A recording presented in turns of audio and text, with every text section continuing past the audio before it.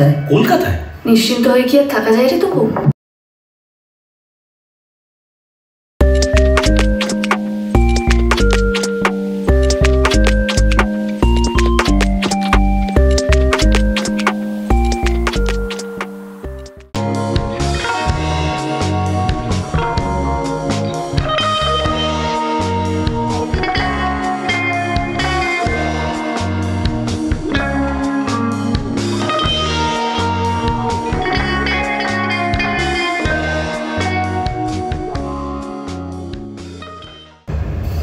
হ্যাঁ সিধুদি, হ্যাঁ হ্যালো। কি ব্যাপারটা কি? তুই নিজেকে কি ভাবিস চারু?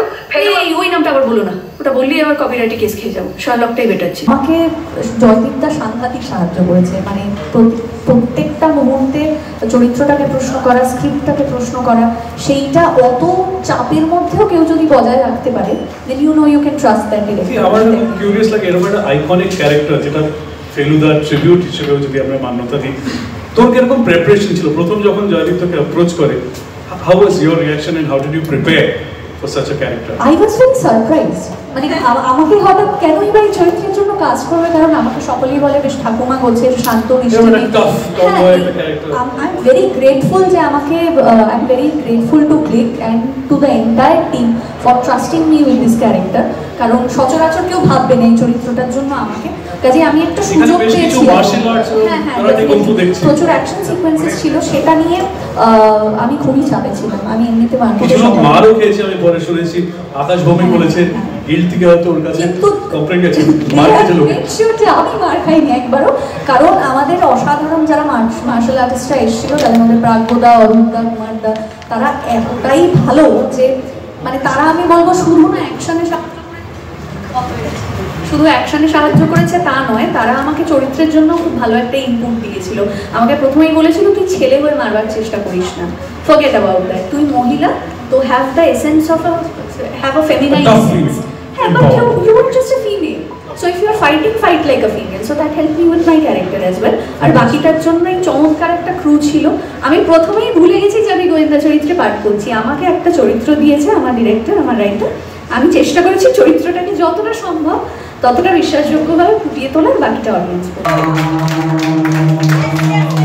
Releasing on 10th April 2025, Detective Charulata.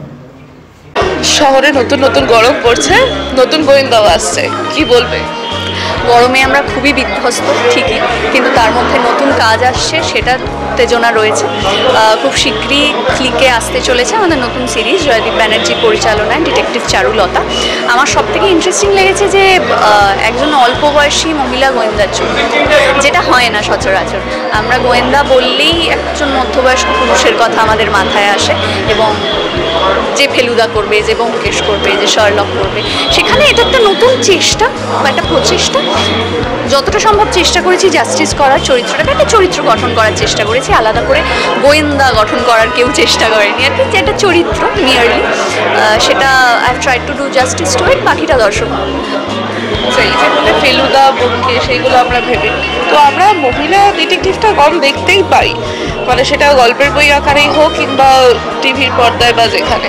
তো এখানে নতুন করে তোমাকে আমরা দেখতে পেয়েছি মহিলা গোয়েন্দা চরিত্র, সেটা আলাদা করে তোমার কাছে কি মাত্রা রাখো?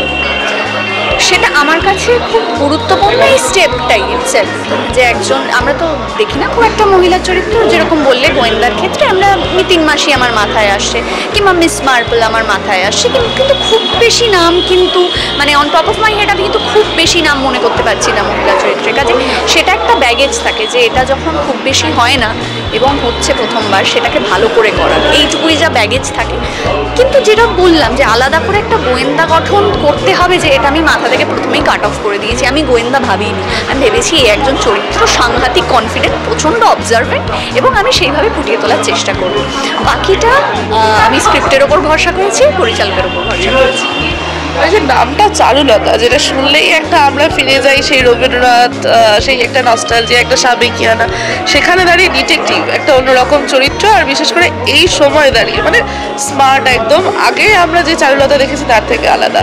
তো এই দুটো নামের কম্বিনেশন, এটা কি একটা সেই ইন্দো ওয়েস্টার্ন স্টাইলের মতো কোথাও গিয়ে সাবেকিয়ানা আর স্মার্টনেস দুটো একসাথে যাচ্ছে? হ্যাঁ, কিছুটা সেটা বলতে পারো, আর কিছুটা ফেলুদার থেকে অনেকটা ইন্সপিরেশনও রয়েছে। স্বাভাবিক, আমরা সকলেই এগুলো পড়ে বড় হয়েছি, কিছুটা তো ইন্সপিরেশন থাকবে। এবং সেটা তুমি বুঝতে পারবে, কারণ তার সাকরেদের নাম হচ্ছে তপু, তার ভাইয়ের নাম, কাজেই কিছুটা ইন্সপিরেশন রয়ে গেছে। সেইখান থেকে আমার মনে হয়েছে চারুলতা নামটা ইন্টারেস্টিং চুজ করা, কারণ সত্যজিৎ রায়ের কাজের সঙ্গেই সেটা রিলেটেড। নামটার একটা ব্যাগেজ আছে ডেফিনেটলি। এটা হঠাৎ করে মানে মনে পড়লে একটু টেনশন হয় যে বাবা ভালো হয়েছে তো, করতে পেরেছি তো, উতরেছি তো ঠিক করে কাজটা, সেটার একটা ব্যাগেজ আছে। কিন্তু আমার খুব ইন্টারেস্টিং লেগেছে বিষয়টা। তোমাকে আমরা এর আগে অন্যান্য অনেক গল্পে দেখেছি, খুব চ্যালেঞ্জিং ক্যারেক্টার দেখেছি। তো এটা যখন তুমি করেছো তখন গিয়ে তোমার মানে ইটসেলফ গল্পটাতে নতুন নতুন অনেকের সাথে কাজ করেছো, সেখানে তোমার কেমন লাগে এই নতুন লোকজনের সাথে আবার একটা এরকম নতুন ধরনের ক্যারেক্টার করা? এখানে যারা যারা কাজ করেছেন, জয়দীপদাও এর আগে কাজ করেছে প্রচুর, এবং আমার যারা কো অ্যাক্টর তারা তো ভীষণ ভালো। মানে আমি তো খুবই ভক্ত তাদের কাজের। অনুজয়দা যেমন সাংঘাতিক ভালো অভিনেতা, মল্লিকা দি আছে এখানে, চৈতি ঘোষাল আছেন, আমার যে সাকরেদের চরিত্রে অভিনয় করেছে তপু, দেব মাল্য, কি ভালো অ্যাক্টর। কাজে এরা সকলে অনেক দিন ধরে কাজ করছে, কিন্তু যেটা হয় যে মাঝে মাঝে এই ফিল্ম ইউনিটটা না একটা ফ্যামিলির মতো হয়ে যায়। তো কাজে নতুন করে আরেকটা পরিবার খুঁজে পাওয়া একটা কাজের মাধ্যমে সেটা খুবই ভালো লাগে, এবং সেটা একটা ক্রিয়েটিভ ফ্যামিলি বলা যেতে পারে। আমরা সবাই একসঙ্গে মিলে একটা গোল নিয়ে এগিয়ে গেছি যে কাজটা ভালো করে করতে হবে, এবং সেখানে চরিত্রটাও ভালো করার একটা তো দায় থাকে। কাজেই চরিত্রটা ভালো করতে সাহায্য করেছে জয়দীপটা, যেভাবে সাহায্য করেছে এবং প্রতিটা পদক্ষেপে আমাদেরকে প্রশ্ন করতে সাহায্য করেছে। আমি বলবো যেটা সব থেকে গুরুত্বপূর্ণ, এই নিজের স্ক্রিপ্টটা নিয়ে প্রশ্ন করতে সাহায্য করেছে যে এটা কি ঠিক আছে, এটা তোর মনে হচ্ছে ভুল আছে, তাহলে বল তো কী হতে পারে। মানে এইটা যদি কোনো পরিচালকের মধ্যে থাকে তাহলে যে কোনো অ্যাক্টরের পক্ষে খুব সহজ হয় কাজটা করা।